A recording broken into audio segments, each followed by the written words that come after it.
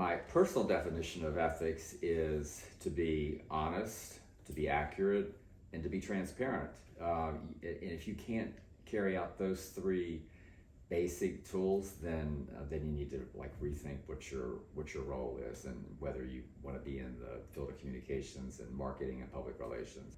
You got to be true to yourself. If you can do all that, then you can get into a situation where you're working with your client and representing their best interests, and you need to make sure your client is adhering to those ethics as well, because sometimes clients want to go a little bit over the line and not put it all out there. So it's our job as advisors to make sure that they're living up to the promise. Ethics is so important. It's more important today than it's ever been, because we live in a world where there is so much mistrust, distrust. So many people feel disenfranchised, and I'm not just talking about one group of people. I'm talking about whether we're talking about minorities, or whether we're talking about people that live in rural communities, or people that live in big city urban neighborhoods, or whether we're talking about people on the far right or people on the far left. There's so many pockets of folks within all these sectors that they just don't feel that they're being heard. And we need to make sure that everyone's voice is heard. And if we do that in a fair, accurate, ethical way, then I think we can make some progress. But we haven't been adhering to that the last, 15, 20 years, maybe longer. We don't have strong media organizations that are out there telling these stories of the communities that I just mentioned. And we need media communities to really step up and take greater responsibility for that.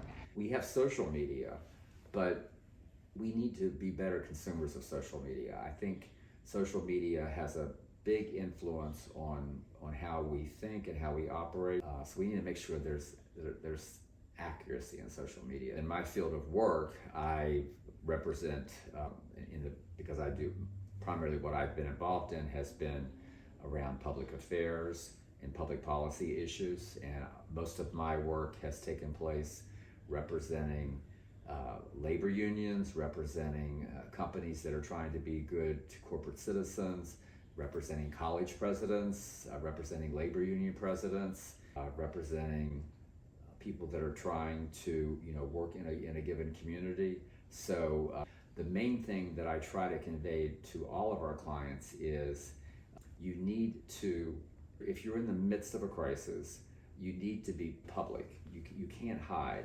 So you need to be public. You need to make sure you're out there putting out responsible information, and you need to make sure that you are acknowledging the situation.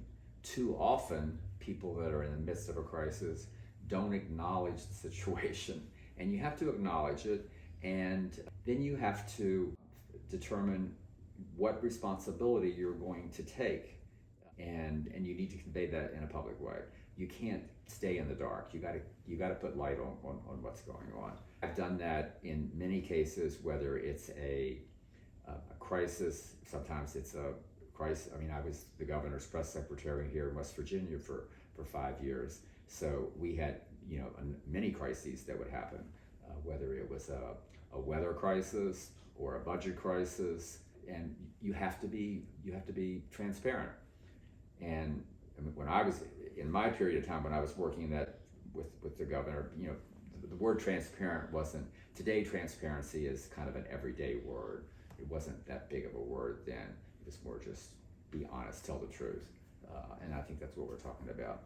But whether it's a governor, whether it's a college president, one big situation we handled, it's probably been 8-10 years ago, was a case involving a college student at a small private liberal arts school in the Northeast, where there was a student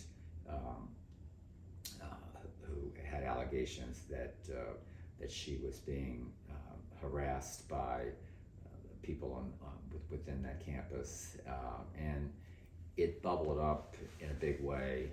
The New York Times covered it. It got a lot of national exposure. So, we had to provide a lot of counsel to the university and their leadership team Again, the key thing is to tell the truth, and be available, be honest, and responsive. The personal definition of ethics. So ethics is just about slowing down and asking yourself, what does it mean to live a good life? And not just what it means to live a good life, but how do you get there? So humans can kind of live in infinite different kinds of ways. So like then asking yourself, well, what is the best kind of way we can live, where we can all flourish, where we can all kind of have the care we need?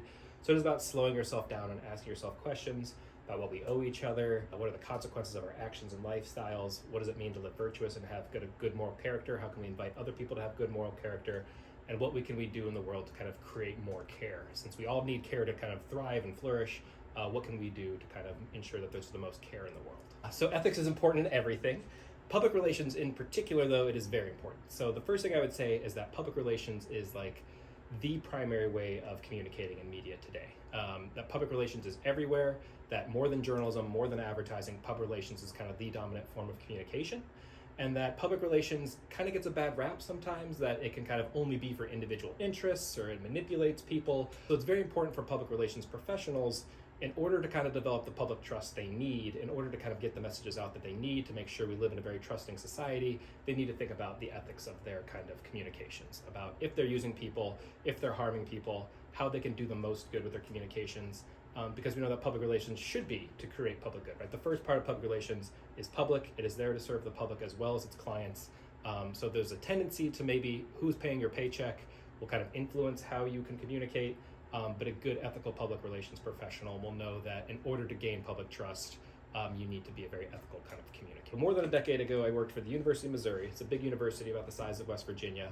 I worked in human resources. So mostly I dealt with kind of employee relations, but I did manage a general inbox that like kind of anybody could find from the community and kind of communicate with the university. So we would often get emails in that inbox where people were mad at the university, essentially claiming that the university, was not aligning with their values, perhaps we could say. So I remember one particular instance where the University of Missouri hospitals, they were going to implement essentially a smoking ban for hospitals, that you wouldn't be able to smoke even around the hospital. We got lots of emails, and we had nothing to do with the University of Missouri Hospital. They were their own kind of thing, but this inbox got lots of emails from angry kind of community members saying the University of Missouri is fascists or communists, that you're trying to tell us what to do and all these things. And most of my colleagues who worked on it with me said, just ignore those. Don't really respond to those. I felt upon myself, though, like these community members had taken the time to reach out, so I was going to respond to them. And instead of just responding like, oh, that's not our issue, that's the University of Missouri health system, I really tried to listen to what they had to say. I took kind of into consideration what their frustrations were, and I wrote back emails to them, very much going through line by line what they had tried to say, and kind of responding in a very truthful manner about, other hospitals have moved to this as well. Hospitals are supposed to be a place for health, and that's why they're trying to do it this way. So kind of very much explaining the logic behind why these moves were made, even though it wasn't really even within my purview or jurisdiction. And thinking about, again, like not just what it was me versus them or something like that, but what they were saying, how I could listen to them, and how I could appropriately respond. And I knew it worked because I would get emails back from people like saying, oh, thank you. I admit I was very mad at the moment, and when I read your response, I realized I'd kind of overreacted. So again, like it's using communication in a way that isn't just pitting people against each other. It is, you are here, you have questions, how can I respond to you to make sure we are kind of talking to each other and building a more caring kind of world?